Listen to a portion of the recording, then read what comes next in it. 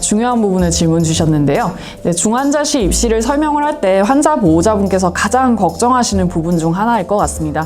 바로 면회 제한인데요. 여러 이유에서 중환자실은 보통 보호자분의 상주가 어렵고 제한적으로 면회를 진행한다고 설명을 드리게 됩니다. 일단 중환자실에서는 광범위 항생제를 주로 쓰는 환자분들이 많다 보니까 중환자실 자체에 광범위 항생제의 내성을 지닌 균들이 상재할 수 있게 됩니다.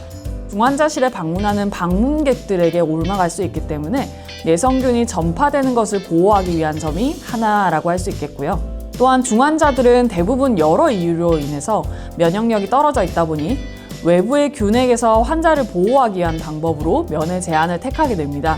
코로나19 감염증이 사회 전반에 되게 심했을 때 면회 제한이 본격화된 것이 이 때문이라고 할 수 있겠습니다. 즉, 면회 제한 조치는 환자와 방문객을 모두 보호하기 위한 조치로 해석할 수 있을 것 같습니다.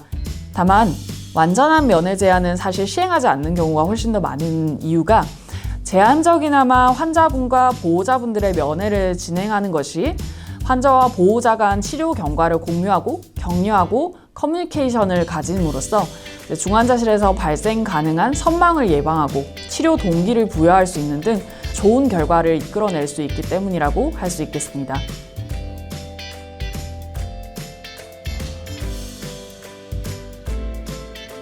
네, 공식적인 병원 지침은 코로나19 감염 예방을 위해서 중환자실은 면회가 제한되어 있다고 되어 있습니다. 다만 현재 의료기관의 코로나 대응 지침이 변경되고 있고 의료진의 확인 하에는 이제 면회를 진행할 때 코로나 검사 없이 면회가 가능하고 한 번에 한 명씩 입실이 가능하고 교대로 면회를 진행하게 됩니다.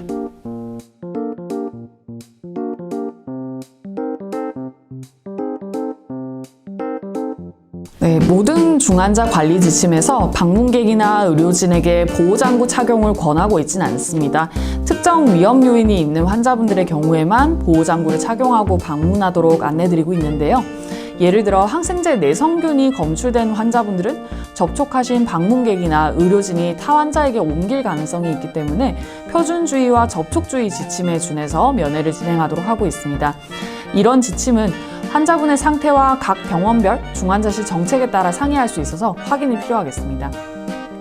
특히 환자분을 면회할 때 방문객의 손 접촉이 이런 감염 전파의 위험도를 높인다고 알려져 있어서 환자 보호자분들께서는 면회하시기 전과 면회하신 후에 손 씻기를 알코올 혹은 비누로 잘 진행해 주시고 환자나 의료기기를 가급적 많이 만지지는 않는 것이 좋겠다라고 설명을 드리고 있습니다. 다만 앞서 말씀드린 것처럼 의료 장비를 모두 착용을 해야 된다라고 말씀드리지는 않습니다.